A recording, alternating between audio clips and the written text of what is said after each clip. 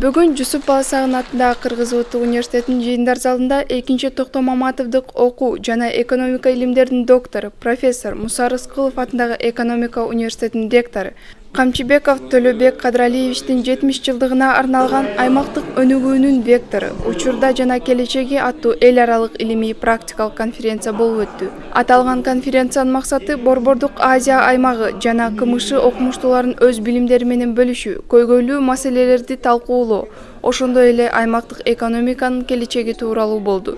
Аны менен катар университетте Кантөрө Шарипович Токтомаматов атындагы инновациялык санариптик технологиялык борбору ачылды. Иш-чарага Кыргыз Республикасынын Жогорку Кеңешинин депутаты Асылбек Жапаров, Роза Акназарова, Кыргыз Улуттук университетинин ректору Канат Садыков жана жогорку окуу жайларынын ректорлору катышты. Мээрим Асангазиева, Баласагын ТВ.